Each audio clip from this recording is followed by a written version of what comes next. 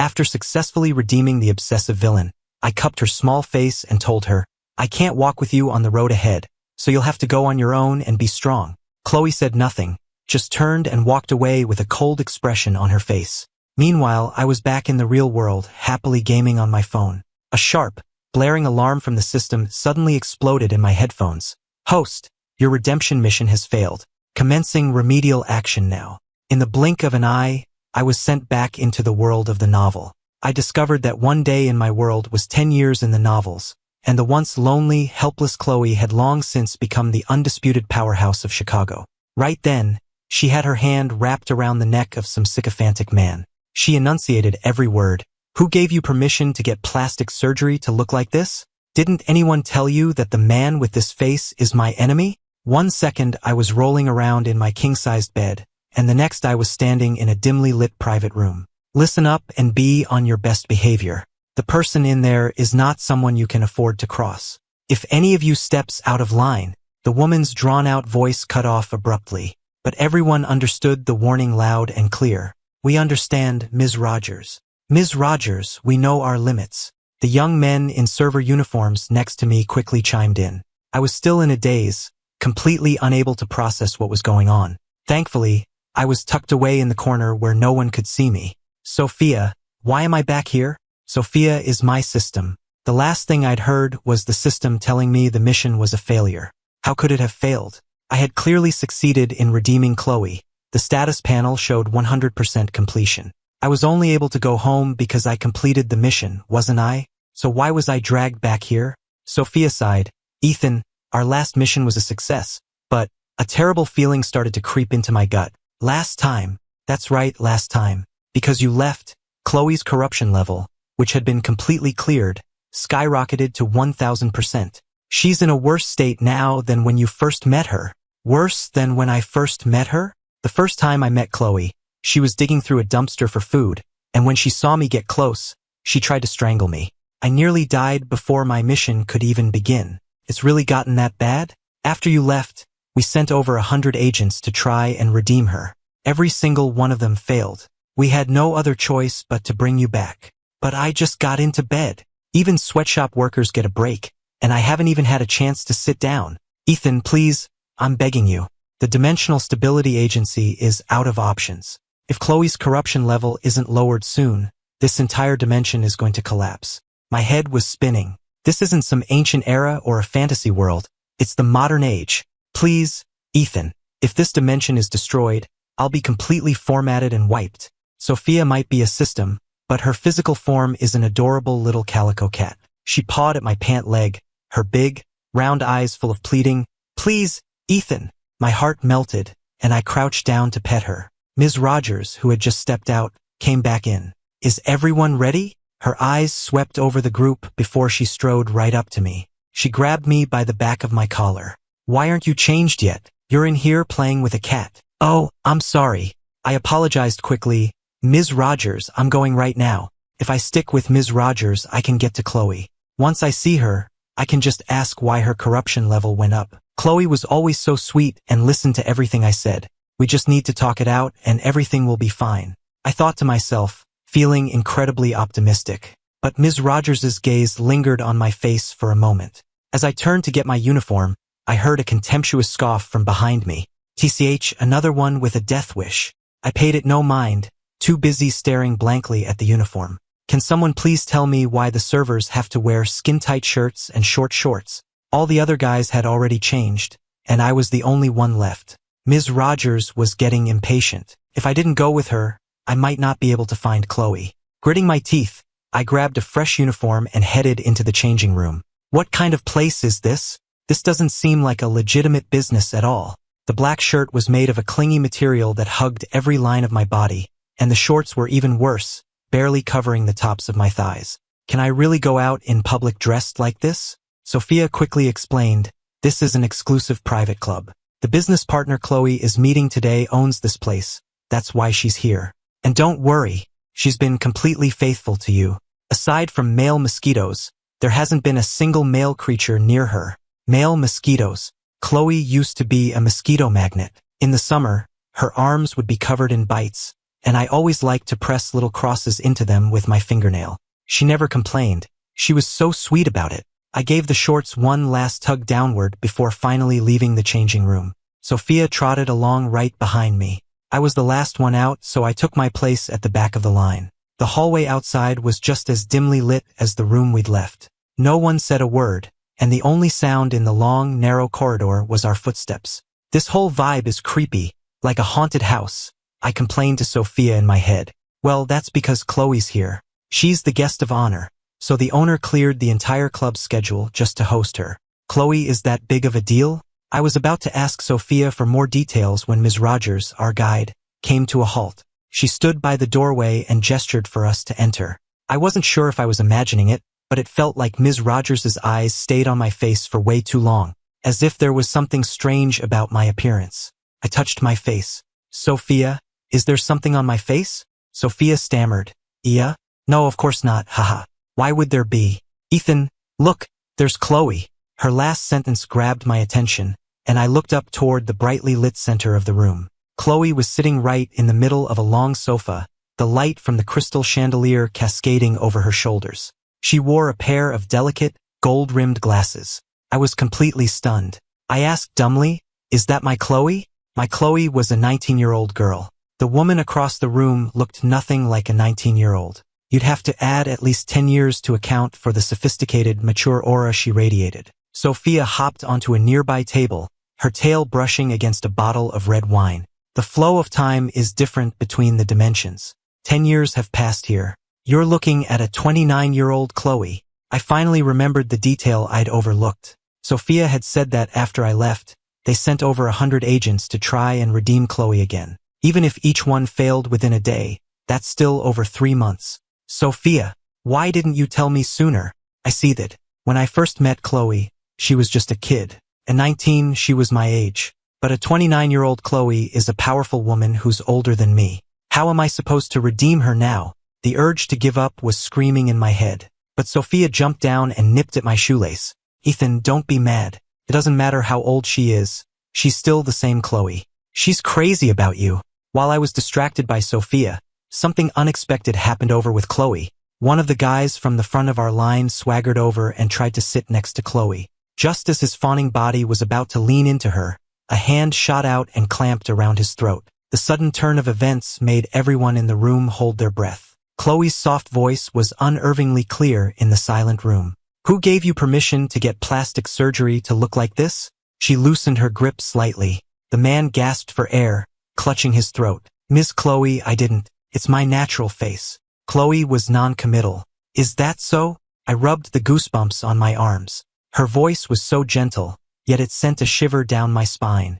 The man nodded emphatically. I was born this way. Chloe pulled her hand back, and the man was overcome with relief. But his smile hadn't even fully formed. Chloe let out a light, almost cheerful laugh. A bodyguard expertly forced the man to the ground while another handed her a moist towelette. Chloe lowered her gaze, meticulously wiping each of her fingers. It was a deeply humiliating gesture, yet she performed it with a captivating grace. She looked like a duchess in a medieval castle, cleansing her hands before a meal. With a casual flick of her wrist, she tossed the used towelette, and it landed squarely on the man's face. Chloe spoke slowly, deliberately. Didn't anyone tell you that the man with this face is my enemy? The man's pupils constricted in terror. Ms. Chloe, I didn't know. I'm so sorry, A nearly inaudible chuckle from Chloe cut off his begging. Take him away. The well-trained bodyguards moved swiftly to drag the man out. The towelette fell from his face, and as they dragged him away, our eyes met. Our two faces, nearly identical, were starkly visible under the bright lights. The terror and despair in his eyes instantly morphed into a twisted, manic glee when he saw me. He burst out laughing. So I'm not the only idiot here. Go on, what are you waiting for? Chloe's right there. You got that face to seduce her, didn't you? Ha ha ha ha. Every hair on my body stood on end. I wanted to run, but Chloe, in the center of the room, had already fixed her attention on me.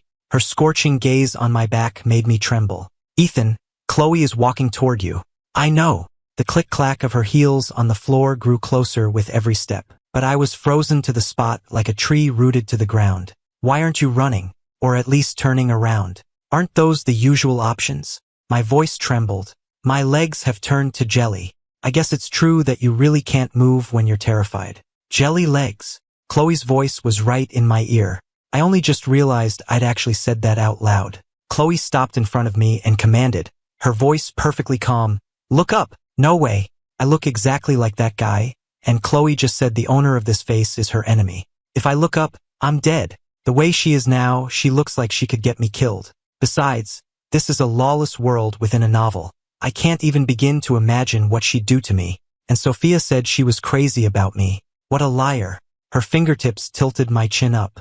Don't make me say it again. I was forced to look up and meet her eyes.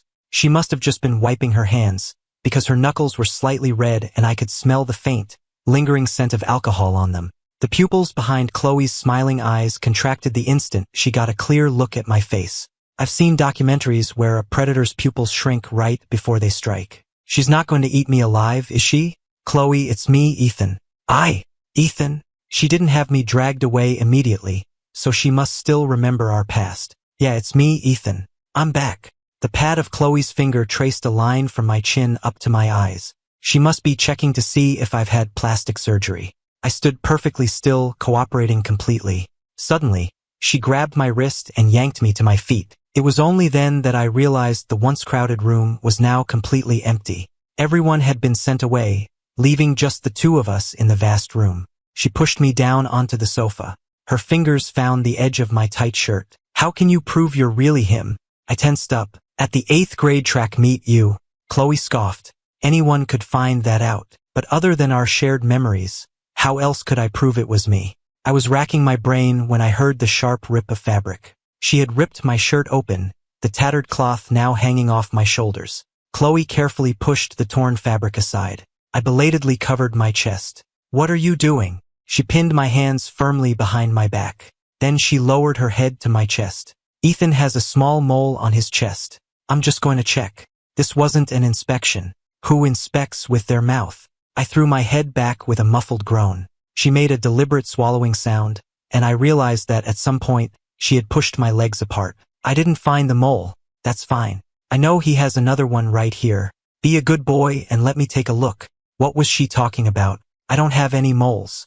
And besides, how could a mole even be there? What's wrong? You won't let me check. Chloe caressed my face, a smile playing on her lips. I guess you're an imposter after all? I bit my lip. I really am Ethan, she commanded. Then do as you're told. Sophia's voice, which had been absent, suddenly popped into my head. Ethan, I'm outside with the others. What did you do? Chloe's corruption level just dropped a little. This is great. We'll have this mission finished in no time. Wait, why is it going back up? Ethan, don't make her angry. You have to keep her under control. If her corruption level breaks 1000%, we're all doomed. What's the matter? Unwilling? Chloe lifted my chin and kissed me, her lips urgent and fierce. I'll help you with the inspection. Sophia was going crazy in my head. Hey, Ethan, are you explaining things to Chloe? Her corruption level is dropping. Wow, it's dropping fast. I knew you were the only one who could do it. How are you doing that? When you're done explaining, make sure to calm her down if she gets upset. I wasn't explaining anything. She wasn't listening to a word I said. Chloe stroked my sweat-damp hair. Pay attention. The inspection isn't over. No one inspects someone like this. I bit down on her shoulder. Gently, that hurts. She's 29. How can she be so bad at this? Has she really not dated anyone all these years? I didn't realize I'd said that out loud. I haven't, she said, her movements softening to give me a moment to breathe. And since you think I'm so bad at this, we'll just have to practice a few times every day. A few times every day. I whimpered. No, you'll break me. You won't break. I know my limits. She inspected me from top to bottom, inside and out. I couldn't take it anymore and finally passed out. I only remember waking up and falling back asleep several times, and each time her inspection was still going on. How does she have so much stamina? Chloe said she knew her limits. Limits, my ass. I stared blankly at the ceiling, too exhausted to even lift a finger. So the descriptions in romance novels are actually true. It really does feel like you've been hit by a truck. I tried to get up, my mind willing it, but my body refused to obey. Did I actually break? This is my actual body. What am I going to do if it's really broken? As I was contemplating how to apply for disability benefits, the truck herself emerged from the bathroom. She was loosely wrapped in a bathrobe as she sat on the edge of the bed next to me. Seeing that I was awake, she leaned in and gave me a good morning kiss. "Do you want to go back to sleep or get up?" "Get up." But I was so exhausted I couldn't move. Chloe seemed to sense my predicament. She lifted me into her lap and started massaging my sore muscles. Her massage eased a lot of the built-up exhaustion. I asked angrily, "What time did you finally go to sleep last night?" She nuzzled against my ear. "A little after 1. No wonder.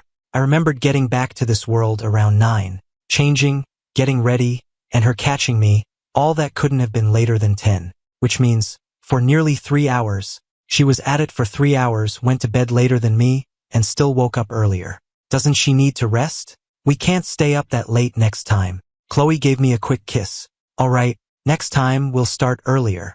I was stunned. "Is that how that works?" "Absolutely not," I refused firmly. "Last night was an inspection. There won't be a next time. And her method of inspection, I don't have any moles. She was just making things up. She obviously recognized me the moment she saw me." Chloe smiled. "Objection overruled." My eyes widened. "You're completely ignoring my consent." Chloe pinched my cheek. "Ethan, my dear, it seems you still don't understand your situation." I was confused. "Huh, what situation?" A cool metal bracelet was clasped around my wrist. It was a delicate lavender crystal bracelet with a blooming iris charm in the center. It was surprisingly beautiful. She looked down, a self-mocking smile touching her lips. "I should have given this to you 10 years ago. Too bad you left." Feeling a pang of guilt, I pulled my hand away from hers. "I told you I was leaving, okay? You make it sound like I just disappeared without a word." During my first mission, Sophia told me Chloe was this world's main villain, a truly evil one. She was destined to not only ruin the relationship between the hero and heroine, but also commit countless evil acts, eventually causing a global economic collapse. You can't apply normal logic to a novel's world. The book never explained how one person could crash the economy, but I understood what that would mean. An economic collapse would lead to deflecting blame. Pointing fingers outward would lead to war. When that happened, it wouldn't just be the main characters. Every supporting character, every bystander living here would suffer. That's why the system sent me to a time before Chloe became that villain. She was a withdrawn kid at the orphanage who had been sent back by foster families 7 times. I was an undocumented orphan found by a police officer. It took me a long time to get close to her, to become her friend, and to grow up alongside her. Through elementary, middle, and high school, all the way to college. She was 19 the year we got into college. After we both worked summer jobs to scrape together enough tuition money, Sophia told me my mission was complete and I could die to go home. If I chose that route, Chloe would have received news of my death right before college started. That would have devastated her. She had been a loner since she was a kid. Besides me, she had no other close friends. I had once promised I would be with her forever. In the end, I broke that promise. On the day I left, I gave her an iris I had pressed in my journal. The iris symbolizes lasting friendship and fond remembrance. I told her I had to return to the world where I truly belonged, but that I would never forget her. Chloe wasn't happy. She didn't take my farewell gift and just walked away with a cold expression. Sophia was rushing me, saying it was time to leave. I didn't try to stop her.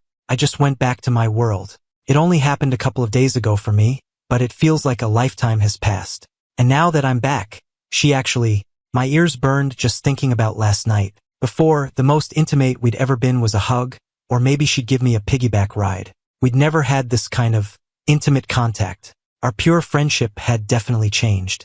And it seemed like Chloe wanted to continue this new kind of relationship. How could that be okay? She had been massaging my lower back, but after I finished explaining, her hand just rested on my skin. I could see the faint imprints of her fingers still on my waist from my peripheral vision. Trophies from her efforts last night. I pressed her hand down. "Don't move." Chloe laughed. "Are you giving me orders?" This was bad. Her personality was completely different now, and she wasn't even trying to hide it. "No, it's not an order, but you can't just..." The world spun around me. She was on top of me again. "I've been too easy on you, Ethan," she said, her eyes dark as her thumb brushed against my lips. "Do I look like a pushover to you?" I shook my head frantically. "Not a pushover. Definitely not a pushover. You're the one bullying me right now. Was leaving me once not enough? How many more times do you plan on abandoning me? She asked, gripping my chin a little too tightly. Do you redeemers even have hearts? Chloe's hand pressed against my chest. My heart hammered against my ribs. Ah, Ethan, did you get into a fight with Chloe? Her corruption level dropped to 200% last night, but now it's shot past 500. You two can't fight. Before I could even scream, Sophia's voice exploded in my head. Just humor her. She'll listen to anything you say, as long as it's you. Please, Ethan, I'm begging you. My feelings for you were real. I swear. I blurted out, trying to placate her. She was terrifying like this. I knew I shouldn't have tried to redeem someone older than me. I can never figure out what they're thinking. We were having a perfectly normal conversation, and then she just suddenly got angry. Chloe gently caressed my cheek. The calluses on her palm tickled my skin. Why did you leave? She sounded hurt, but I felt even more wronged. My home isn't here. My family, my friends, they're all in another world. Was I supposed to just stay here and not go back? Chloe sneered. So that's what you call real feelings? Friendships are part of different stages in life. When I was with you, I truly saw you as my friend. People have many friends throughout their lives, but my parents only have one son. I muttered under my breath. Besides, it's not like I lied to you. If anything, you were the one who always gave me the cold shoulder, and I was practically your doormat, putting in all the effort. The only way for me to go home was to complete the mission. This world is fine, and I could have a normal life here. But I wanted to go home. This isn't my home. You didn't lie to me? Chloe scoffed. Then who was it that promised to be with me forever? Damn it, I should have just chosen the fake death option. It would have been so much better if I'd just died here. Then I wouldn't have to deal with her questions. I could just say I already spent my last life with you, and this newly resurrected version of me isn't part of that deal. But now all I could say was, but my life doesn't revolve around you. I have my own life to live. Our morning conversation ended abruptly. She locked me in the room. I stood on the balcony for a while, realizing that even if I managed to get out of the room, it wouldn't do me any good. God knows how I ended up in Chloe's private villa this morning when we were at that exclusive club last night. The security at this villa was top-notch. There were guards in the yard below, the walls were high, and several huge security guards were posted at the main gate. Even if I got out of the room, I couldn't get out of the villa. I leaned against the railing and sighed. A small calico cat navigated the ledge, squeezed through the railing, and leaped into my arms. Ethan, I finally found you. This place is so far from downtown. I walked all night. My paws are killing me. I picked up Sophia and furiously ruffled the fur on her head. You're too late. I've already screwed up the mission. The little calico tilted her head and blinked. Joe? Really? The data on my end looks fine. What's fine? 250. I was speechless. I felt like that number was mocking me. I set Sophia on the railing and, out of boredom, gently pinched her furry cheeks. What am I supposed to do now? She's locked me in here. Sophia didn't know either. After a moment of thought, she replied, maybe we could try to escape. Think we can make it? Let's give it a shot. The two of us, one human and one cat, began our grand bedsheet repurposing project. Sophia was in charge of ripping the sheets into strips, and I was responsible for tying them together. After tying the final knot, I dangled Sophia from the end of it to test its strength. I dusted off my hands. Perfect. What's perfect? I thought it was Sophia and answered without thinking, our escape rope. A warm hand rested on the back of my neck. Escape. Yep. The moment the word left my mouth, I realized something was wrong. The calico cat was sitting on the bed, blinking furiously at me. Chloe lifted me with one hand and picked Sophia up by the scruff of her neck with the other. Did Sophia convince you to run away? Sophia's fur stood on end. What does a cat have to do with it? He's the one who wanted to run. Don't you dare blame the cat. Chloe sat on the edge of the bed, pulling me onto her lap. Then she tucked Sophia into my arms. She took my hand and made me pet the cat with her. That voice last night, that was her. The voice from last night. A jolt went through me. Could she hear Sophia? This cat appears and disappears with you. In 10 years, I've never once seen you feed it, Chloe said, lifting Sophia up. So this is your system. She wrapped an arm around my waist and smiled at Sophia.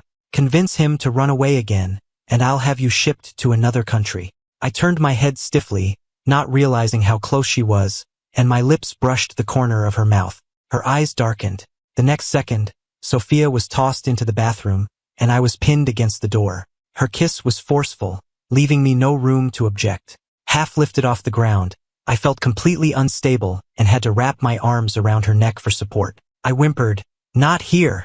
"Oh, so this is how you're explaining things. No wonder I got thrown in the bathroom. I can't hear a thing, so don't mind me." "Wait, don't be so rough. The bed is right there. You're going to break the door. You jerk." I bit her, but she seemed to take it as encouragement. Chloe toyed with a lock of my hair. "Still planning on running?" Not wanting to back down, I retorted, "You bet I am." She chuckled. "The only thing tough about you is your mouth." Our fingers locked together. The iris charm on my bracelet clinked against the glass door. I buried my face in her shoulder. "Chloe, can we go to the bed?" Chloe ignored me, asking instead, "Do you know what floor we're on?" I whimpered, answering a different question entirely. "I can't hold on much longer." "You were really going to climb down from 30 feet up?" She gripped my chin. "Don't cry. This is your punishment." She wasn't listening to me, and she was being mean. Tears streamed down my face uncontrollably. "What right do you have to punish me? I wouldn't have tried to run if you hadn't locked me in here. And now you won't even let me cry? Are you even human? What right?" Chloe's lips curled into a smirk. "The right that comes with you being mine." Her hand came to rest on my lower stomach. She whispered in my ear like a devil, "How about you get me pregnant?" I froze. We hadn't used any protection since yesterday. And now she was, "I'm not actually going to become a father, am I? Can I even become a father in this world?" Hearing my unspoken question, Sophia answered, "You can. You're here in your physical body this time. You're both human, so there's no reproductive barrier. Theoretically, as long as you're both healthy, the chances of pregnancy are very high." Chloe murmured, "Did you hear that, Ethan? We could have a child very soon. And if it doesn't happen right away, that's fine. We have plenty of time. It'll happen eventually." A chill ran through me, as if I'd been plunged into ice water. How could she do this? "Would you prefer a boy or a girl?" she asked, painting a picture for me. "How about we have two? Do you think our baby will look more like you or me?" I felt cold all over. My nails dug into her arm as I stared directly into her eyes. "If you get pregnant, I'll make you get rid of it. I'm not staying here. Chloe is the mission target. A child is not." In this world, I had deliberately avoided getting to know too many people or making friends. I knew that one day, I would have to leave. I couldn't stay here for anyone, not even for a child. Since we'd been reunited, it felt like we hadn't had a single proper conversation. We were either fighting or on the verge of a fight. We were never like this before. She used to be so sweet and agreeable. She would never have forced me to do anything I didn't want to. But I'd forgotten that 10 years stood between the girl I knew and the woman in front of me. Chloe smiled gently. "That's not up to you." She kept me locked up for a month. I was on edge the entire time, terrified that one day she would tell me she was pregnant. I didn't mind being with her, but the thought of becoming a father, no, absolutely not. I buried my face in Sophia's fur, growing more miserable the more I thought about it. I just turned 19. How could I be a father? Just because you like someone, does that mean you have to stay? Even if she wanted me to stay, she shouldn't have resorted to this. This was no different from being kidnapped and forced to have a child. The calico cat's tail brushed against my cheek. "Don't be upset. I have a way to get you home. You'll be erased." Sophia licked her paw lazily. "I'm just a string of data to begin with. Most systems don't even have names. Only a few top-tier ones who complete tons of missions gain self-awareness and choose names for themselves." Her little paws kneaded my knee. Sophia sighed. "I didn't have a name before you gave me one. I was just System 287285. A sliver of hope sparked within me. "Can I really go home? I don't want a child." Sophia nuzzled my hand. "I suggest you stay for one more month. There's been a new development with Chloe." "What kind of development?" "She already has me locked up in here. We've been practicing our technique every day for the past month. I have to admit, she's gotten much better. If it weren't for this whole pregnancy obsession, we'd actually be getting along great. She's beautiful. She has an amazing body, and she lets me touch her toned abs whenever I want. Plus, we grew up together. We know everything about each other.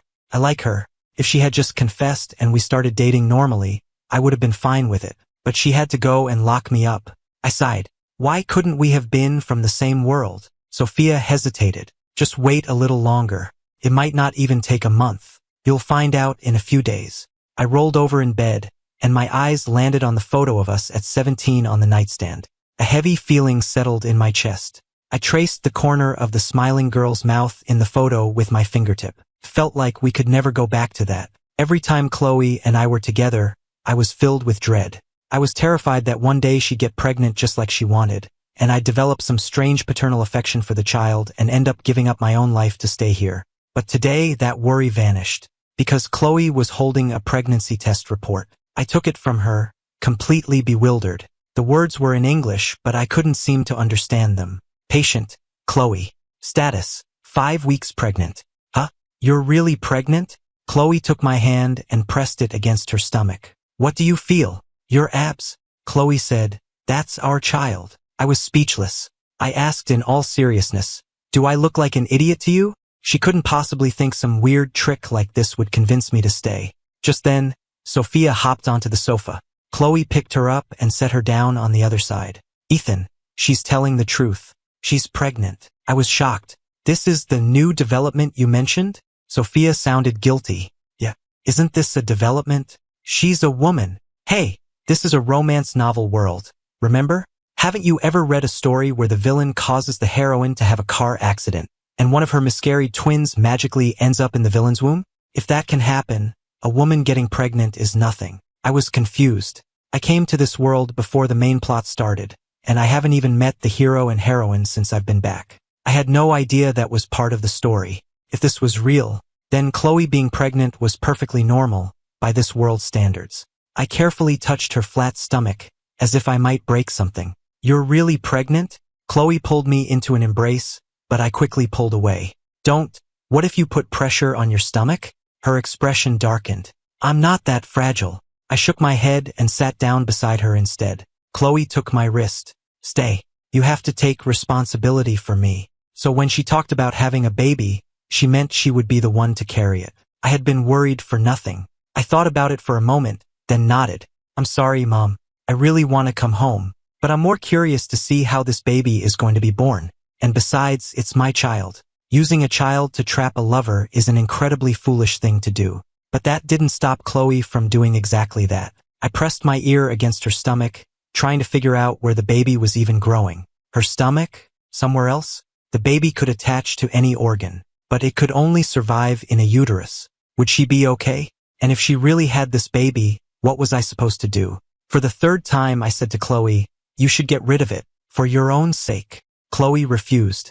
Other than her stomach getting a little bigger, her pregnancy didn't seem to change her at all.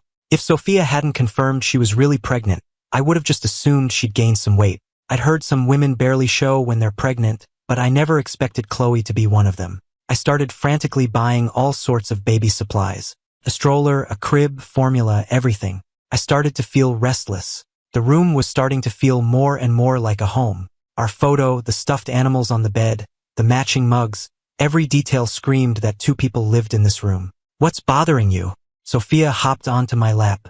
I stroked her soft fur and rubbed my cheek against her head. I want to go home, but I can't just abandon Chloe. Sophia thought for a moment, then pulled up the status panel.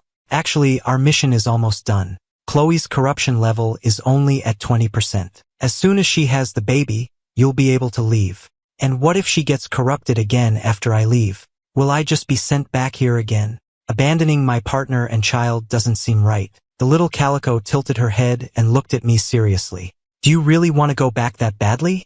I mumbled a sullen, yeah.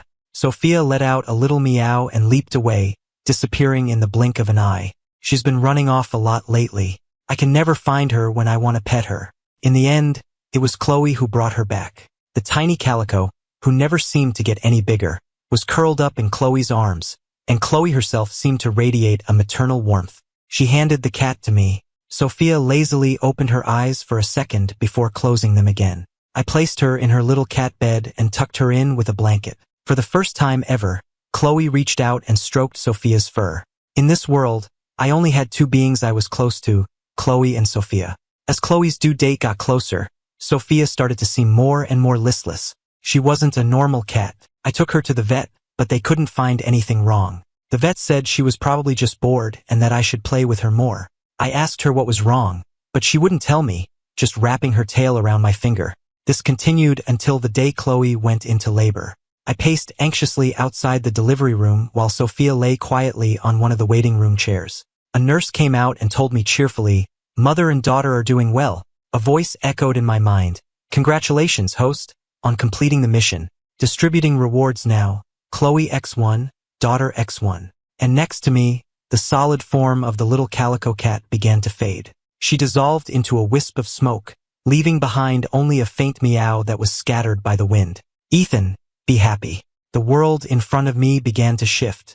The nurse in her white uniform, the hospital hallway that smelled of antiseptic. They slowly twisted and reformed into the familiar beige walls of my bedroom. The cacophony of voices faded into the low hum of my air conditioner. The cool air made me shiver. On my phone, the song I was listening to before I left picked up right where it left off.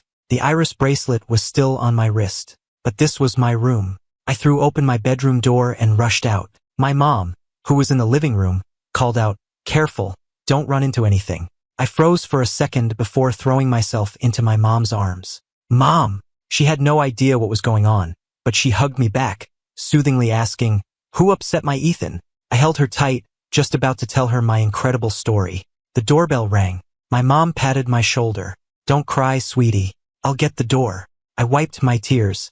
"I'll get it." I pulled open the heavy wooden door. Standing on the doorstep was a woman, holding a small baby in her arms. The baby looked just like her mother. They had the exact same smile, and reflected in their gentle eyes, I could see my own face. Chloe smiled at me. "Ethan, would you like to hold your daughter?"